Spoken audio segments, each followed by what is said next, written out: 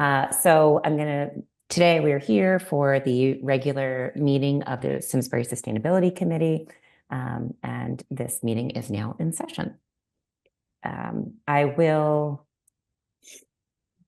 take a roll call. I do see Michael is not yet connected audio and visual, but we can begin with our other members.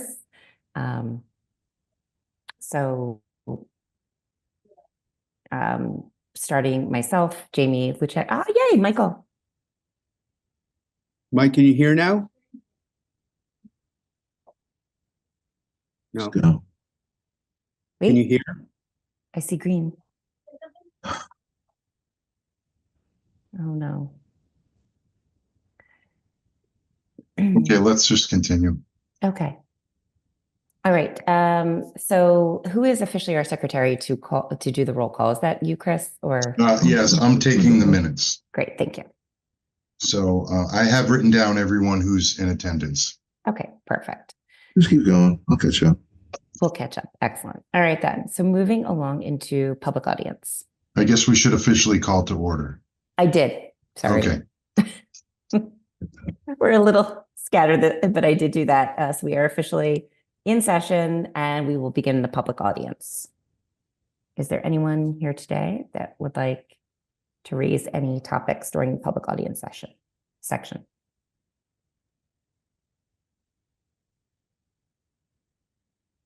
Okay. Okay. I suppose not. So then we can move into the approval of the March 2025 minutes. Except Michael's not available. Okay, so we will hold off on that. Move into updates from ex officio boards, please and thank you. Which I believe we just have Joe, right? Yep. For the recycling committee, no new update. You know, the swap shop is open, and of course, it's dependent on the weather, but it is open now through October on Saturdays. And can you remind us the hours that that's available? It is let's see, it's I should know this off the top of my head. It's 9 to 2. Thank you. Can you hear me? Yes, we can hear you. All right, there we go. You figured Sorry about that. Nice job. Can you hear us? Yeah, I can hear you. Oh, good. There we go. You're on. Yeah, I hate technology. It hates me back. There we go. Like it knows. Okay, so we had started going through Joe's recycling update. Okay. Yeah, I finished just normal business at the swap shop right now. Okay. And no other ex officio board members are here today, so we can move into our sustainability. Oh, actually, sorry. Should we go back up to approval of the March minutes now that Mike's able to engage? Sounds good. Okay, let's do that. Do I have a motion to approve the March 2025 minutes as submitted? Approved. Second. Excellent. Do I have any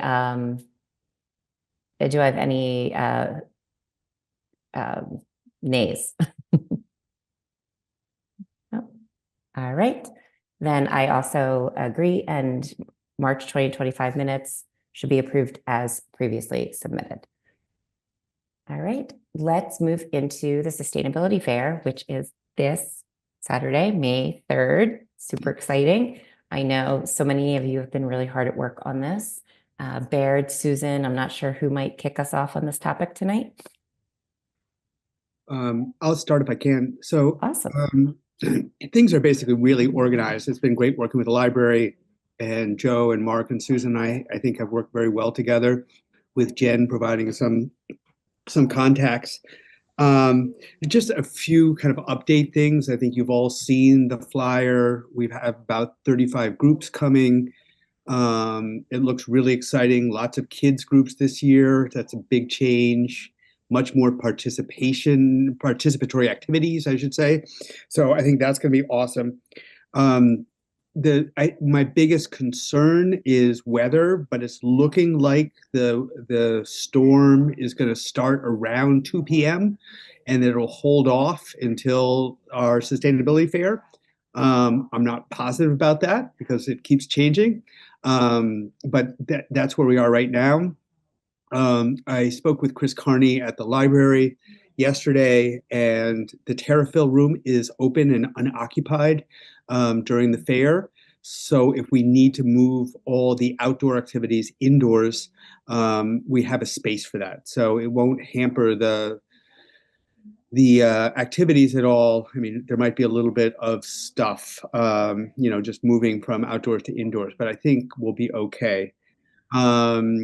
Chris and company are bringing a set of tents that they're setting up for the outdoor activities. Mark is bringing another one for the workshops, and that's great.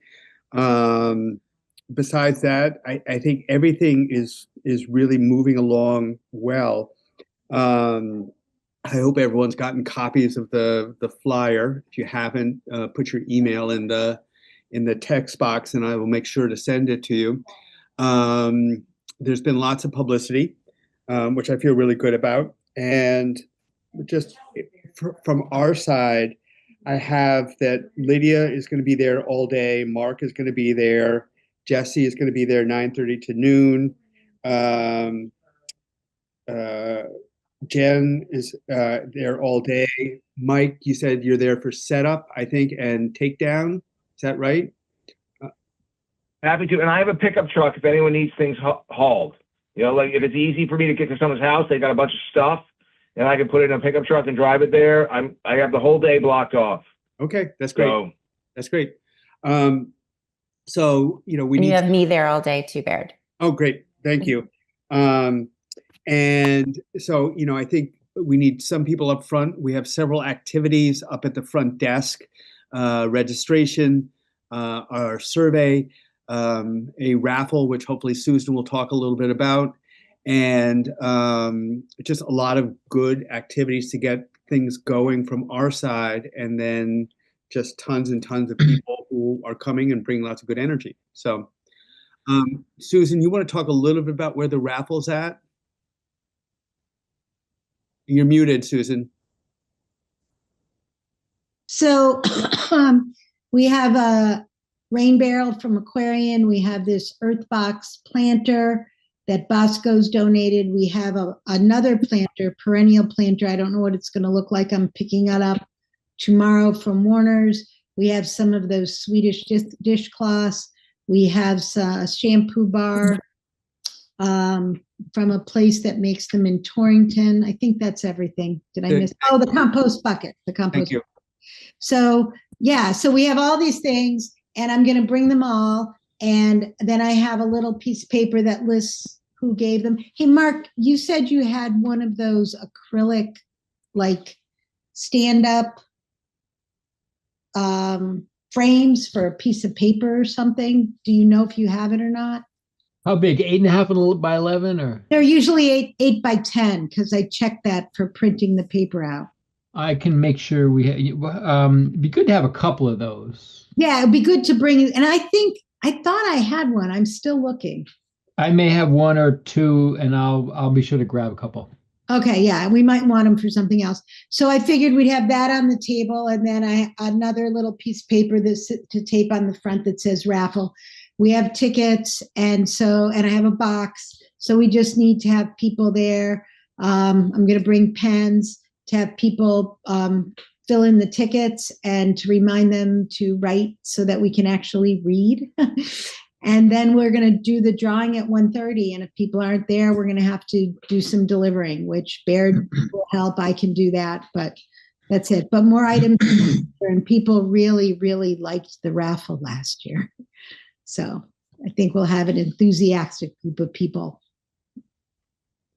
Thank you. Got it. Yeah. Mark, do you want to say anything about the survey?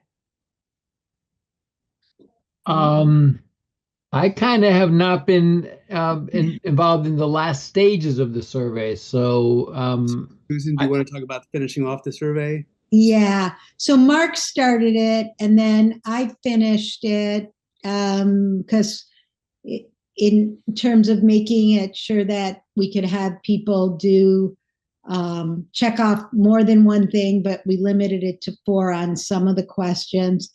And we have this QR code. Baird copied little quarter sheets with the QR code that people can pick up. And then we're going to just make signs to put around, and hopefully we'll get some information from people about what their priorities are. There's one thing, I put this in an email. I didn't know if you understood it, but I found a video. To analyze this, it's not as easy as it's when it's just like multiple choice with one answer. We're asking people if they can do up to 4 choices. So it may be a little more difficult, or it may take a little time to do that, but it's possible to analyze the data. So I just want to let you know. Great, thanks. Yeah. Anyone else want to say anything? I think we're in good shape. Just so you know, Steve Mitchell is going to be filming the event for Simsbury Community Media. Ooh, nice. And so you're all going to be famous. Congratulations. Baird, what time can we get in there in the morning? 9 o'clock. Okay. Baird, what time would we have to decide if we're moving from outside to the Tara fill room for those pieces that were supposed to be outside originally? I think we're just going to have to follow the weather. I mean, right now, So set up outside as long as it's not actively raining at setup time. And then if it looks like it's making up to be nasty weather, we just quickly pivot and bring it in. Yeah, and Okay. it looks like we're going to get decent weather at least from 10 to 1. Yeah, it's just that last little bit that's 1 to 2 right now is the shaky time. So okay. hopefully that storm will hold off until a little later in the afternoon. But Right. I think that's where we are. I think it's going to be a great activity. I hope everyone brings at least 27 friends. And I think it's going to be great. I'll be there around 8 o'clock, 7:30, 8 o'clock to set up the tents. Thank you, Chris. Yep, you're welcome. Just in case anyone, I heard the question about timing. If anyone needs to come early. Yeah, I'll be there. I think Chris and Sin, who are the library liaisons with this, are planning on being there at 9. So, Okay. all right. I can be there early too, Chris. I got the whole day's clean, so I'll come join you. What do you say? You're Okay. there at 7, you think? There's someone from our building department is going to deliver the tents. He's going to the town hall Okay. first for the town cleanup event. Okay. And then he's dropping them off. So he'll probably be there like 7:30, 8 o'clock, something like that. And is he setting them up, or is it they'll leave them and then we'll set them up? He's going to set them up. I figured I'd just meet him there and help him out. All right. Yeah. All right. Well, I'll Mike- come by too. Okay, Give thank you some you. hands. So Baird, I'm sorry. Yeah, go ahead, Jen. Baird, for the rest of us seeing people, what time do you want us there for setup? Like 9:15 would be great. Okay, thanks.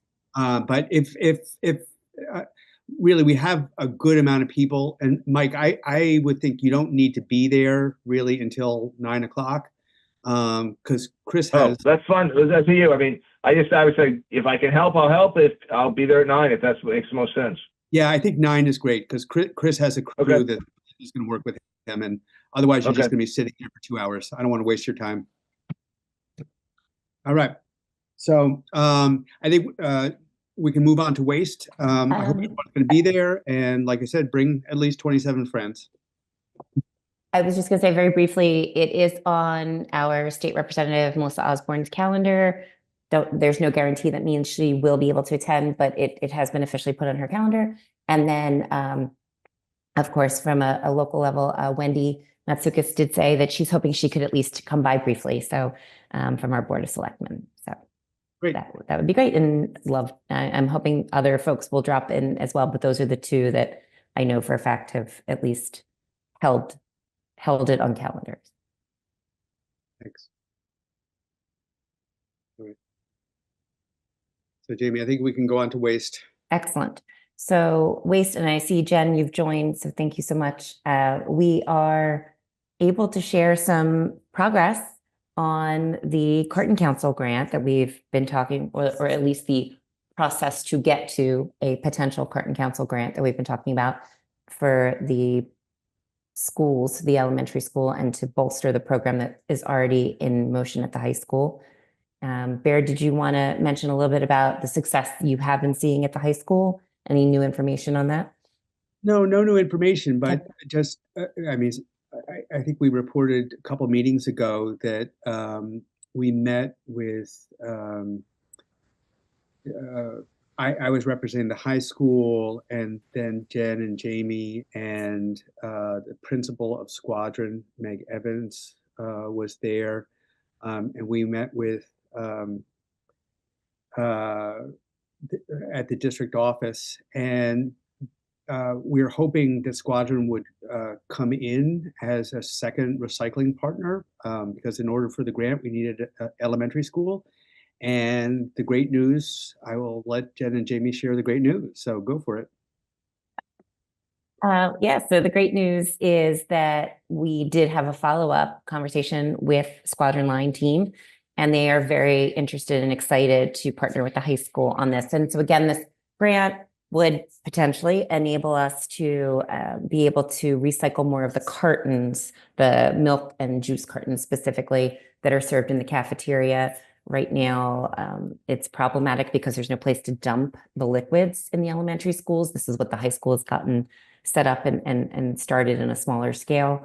So we're hoping that we can get these very specialized stations, for lack of a better word, where you can literally dump the liquids and they can be easily taken in and out of the different parts of the cafeteria to be drained and cleaned and such. And the Squadron Line team did give us the green light to go ahead and start the pre-application process for the grant. And I'll turn it over to Jen for more late breaking news there.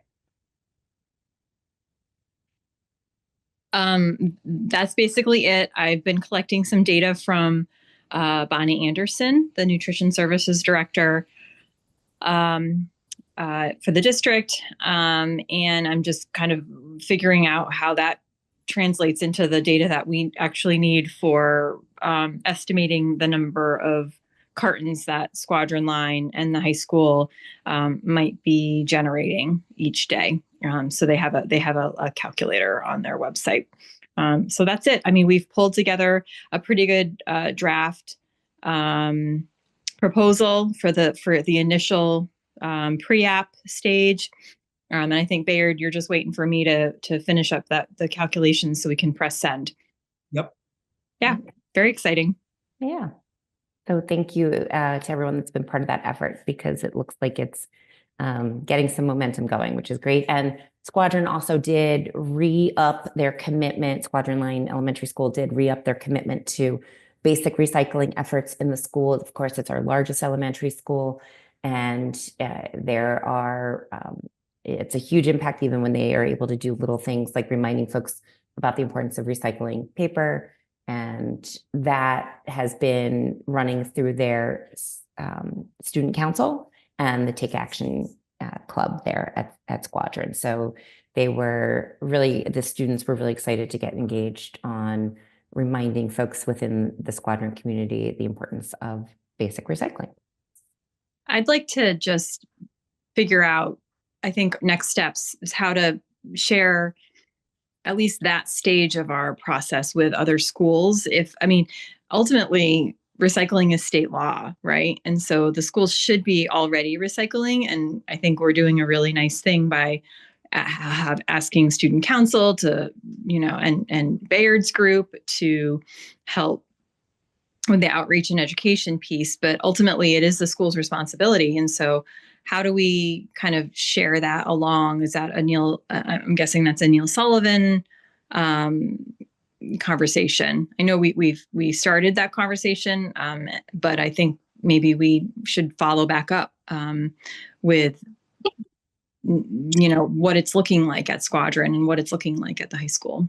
Well, it looks like, I mean, this is perfect timing. It looks like Lydia has joined Yeah, recently. hi. I'm driving, so I'm Oh, going to pull over so I can Yes, have this. please. Oh, good place to pull over right here. Hold on.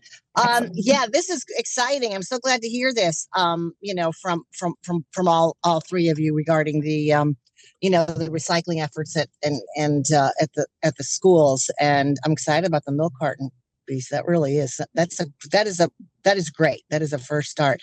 So I will be talking to Bonnie Anderson and Neil, and what I'll do is I will just get a report from them, or you can send me a report, anyone, and I'll just, at the next board meeting that we have in May, I will just as your liaison from the Board of Education to the Sustainability Committee, I will just report on the good news that you've been doing and working on regarding the efforts at Squadron Line, and then put the bug in everybody's ear, because I know the board would be interested in hearing about that too, as well as for the public, about next steps in what you're asking, in terms of district responsibilities and where we can go with that. So this is really exciting. I know it's taken a long time coming, and it seemed like we weren't getting anywhere. It just does take a long time coming, but we've kind of gotten where we need to be now for the right reason, and then just moving forward, and I think that it will build up the momentum, and within the schools. So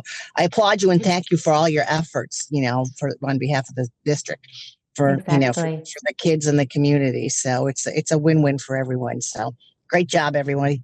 Thank you Lydia. so much, Lydia. Yeah. And I mean, just two things on that. I mean, the hope certainly is that it spreads, and if we can, Lydia, if you can help us with that, and I think Neil Yeah. said that he, if our pilots are successful, that I Yep. think he was open to that as well. And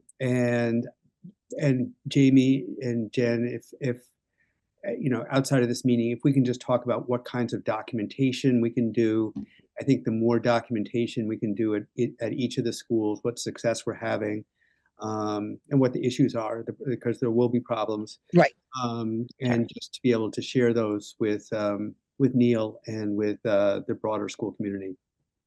I Right, love that right. idea, Baird, because it's definitely, the idea is to create a repeatable model Yes. and to be able to scale it, and I love also the acknowledgement that there will be some learning to share as well, including, I know one of the questions that you're investigating for us right now is whether or not the increased carton recycling has seen an increase in bear or bee activity around the dumpsters. So this is, the curiosity is there. I love the momentum is beginning, and we will definitely be able to share some materials with you, Lydia, on what Jeffrey Hall at Squadron Line has been able to do with the student council, and then the other schools can use that as maybe a starting off point, or tap into us as the committee, to you as our liaison, to say, okay, well, we want to do what what we need to be doing,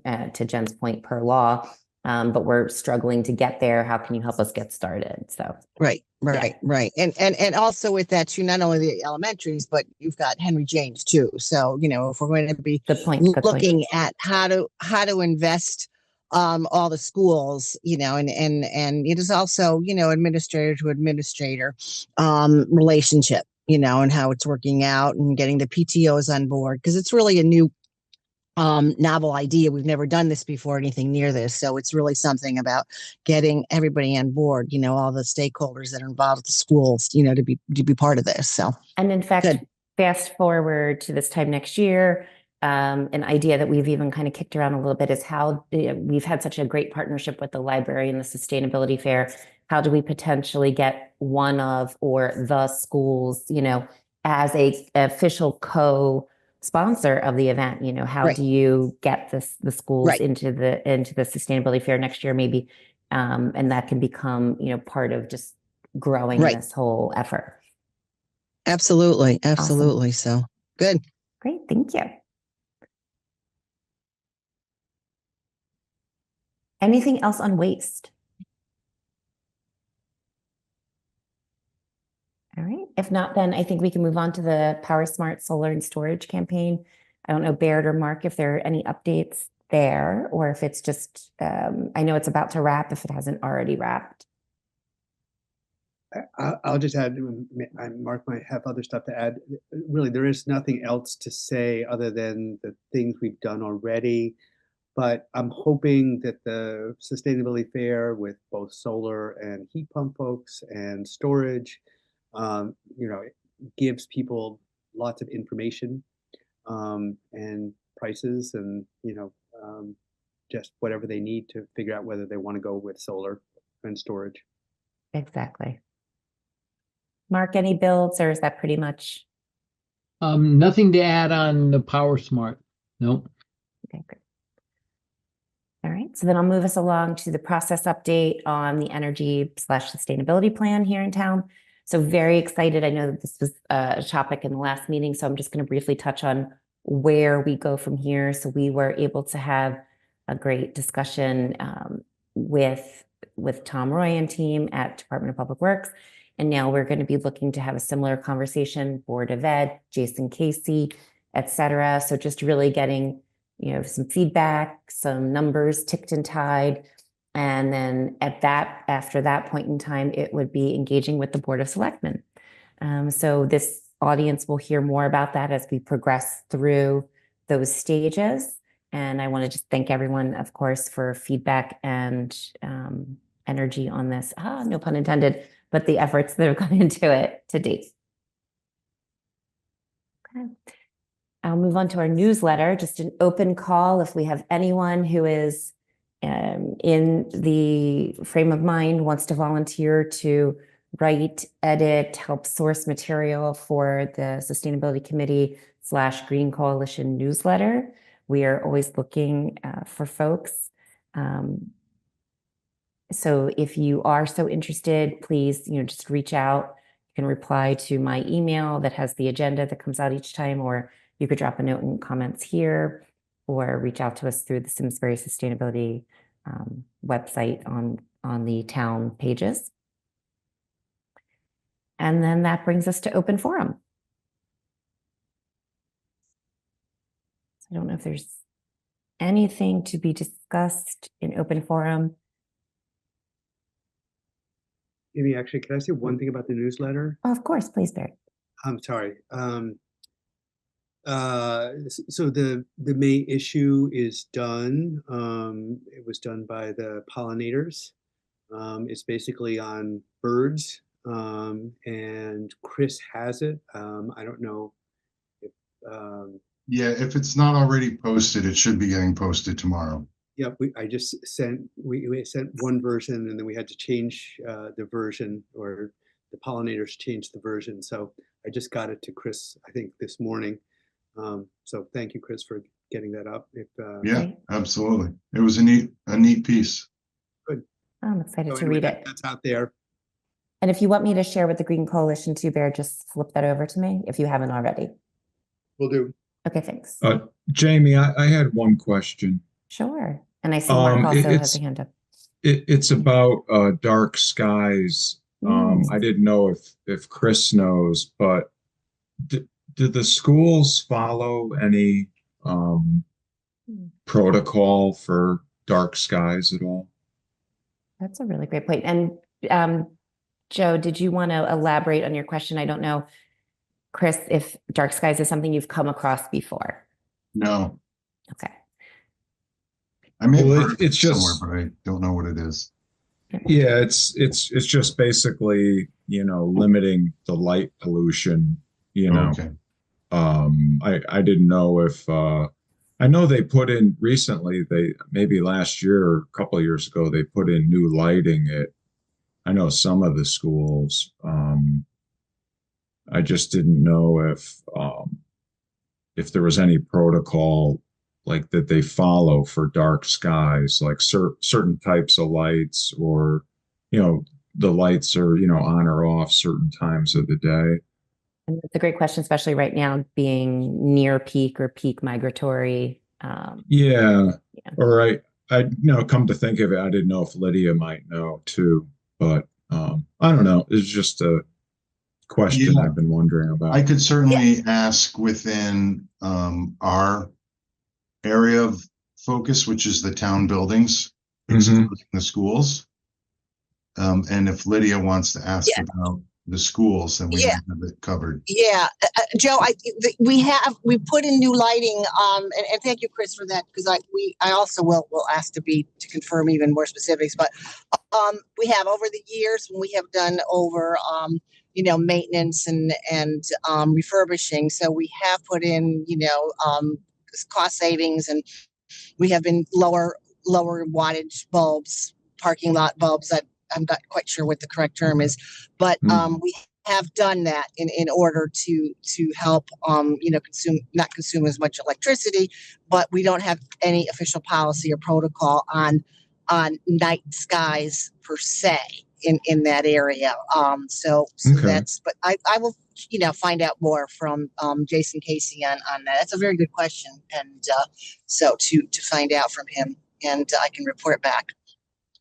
I think the Conservation Commission was doing something with that. I don't know how far they were, but there are towns that actually have, I don't know if it's a resolution or an ordinance or something that instructs, at least with, new constructions or updates, to make them, there's dark sky compliant lighting that you can purchase. Yeah. So Yeah.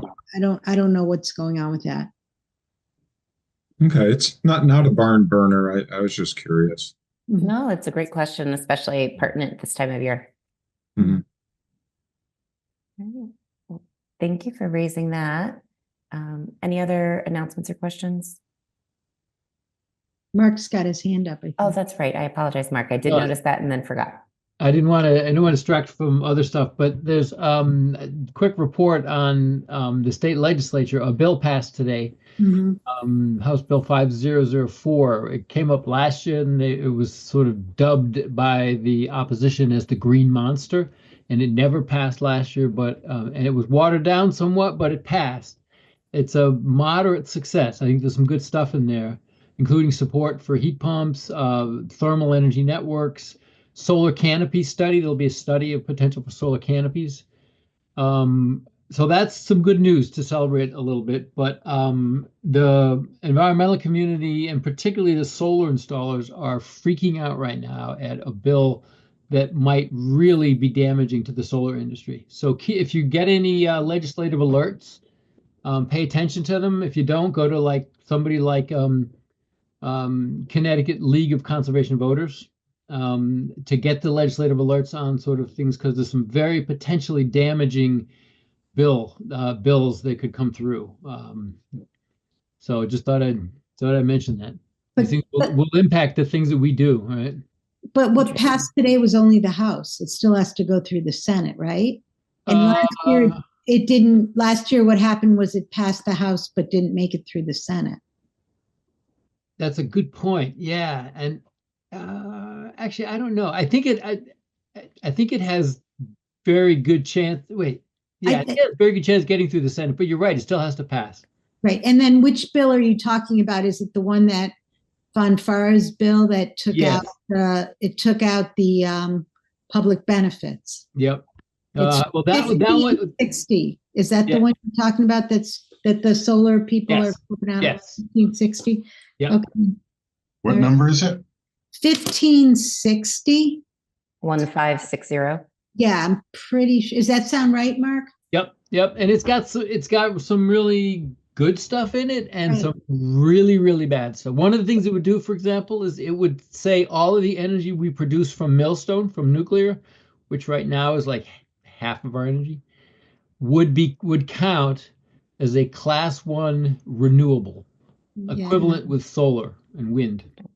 So anyway, I won't take too much time, but if you get these legislative alerts, now's a good time to be sending a quick letter off to express our support for things sustainable.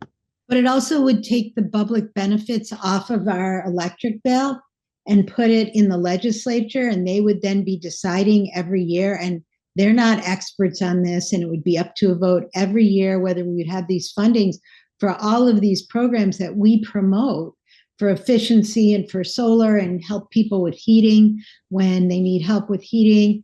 I mean, it would be a real disaster. I don't know if there's one place that summarizes the problems with this, but if I see something, I can send it out to everybody, or Mark can send something out if Pace sees something. Yeah. To have the good talking points, but I don't know when the vote is. Like even 5004, it's like, oh, this morning I get an email that says the vote was today. Yeah. Since I'm not a member of the committee, I can, and we're in public audience, right? Or public forum. Or something. Open forum. Yes. Open forum. I can shamelessly promote a weekly newsletter that comes out from the nonprofit PACE, People's Action for Clean. So go to pacecleanenergy.org. It's free. One will be coming out tomorrow.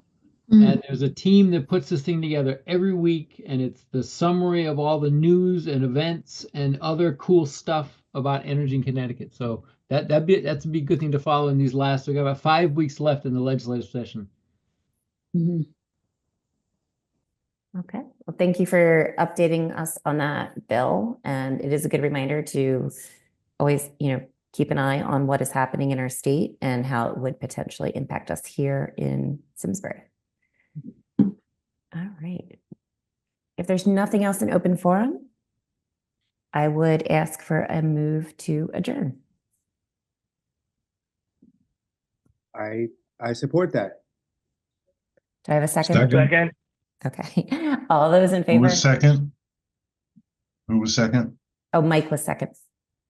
Okay. All those in favor? Aye. Aye. Anyone opposed? All right. Well, in that case, thank you very much. We will see each other on Thursday, June 5th No, we'll see each for other the on next meeting. Saturday. Well, Saturday. for the Saturday, 9 next o'clock. meeting. 9 But o'clock. before that, of course, we will all be at the fair on Saturday, May 3rd, between 10 and 2 p.m. at the library. Yeah. Mike's going to be there at like 5 a.m. Yeah. As long as he's bringing the I've coffee, got we're a good. tent. He's I got a pup camping out. tent out in front of the library. He's sleeping Tonight. over. I love Yeah, it. yeah. Going No, I'm not all-nighter. sleeping. How can you sleep with that much enthusiasm? You want to get to the Right. front of the line, right? Beat that raffle early. Can't stop, won't I gotta stop. be the first guy in line for the raffle. Oh, I Okay. thought you were going to say the reptiles. Mhm. If Also you the got reptiles. reptiles, I'll raffle the reptiles too. Oh boy. Okay. We The don't have nature budget center for that. the nature center might have an opinion on that. Yeah. All right. Well, thank you all so much. Have a great night. For over 40 years, SCM has been the voice of our town, bringing us together through local programming, education, and live broadcasts. SEM isn't just about television. It's about empowering our community, ensuring our voices are heard during government meetings, and celebrating milestones like our high school graduations. But today, SEM faces a challenge. Our funding structure is based on television subscriptions, and it's no secret people have been cutting the cord. With a shift to internet-only subscriptions, SEM receives less revenue, even though all our programming is freely available online. We need your support. We need your support. We need your support. We need your support. We need your support. Your donation can make a difference. It will ensure that SCM remains open, continues to educate our youth, and keeps our community informed. Thanks to SCM, I've been honing my creative skills, helping me work towards my college degree. SCM is crucial for keeping our community connected. SCM isn't just here to broadcast local events. They're actually preserving Simsbury's history. Join us in preserving Simsbury's voice. Simsbury's voice. Together we can ensure that SCM continues to thrive for generations to come. Visit our website or scan the QR code on your screen to make your donation. Every contribution counts. Thank you for supporting Simsbury Community Media, where your town, your schools, and your government come together.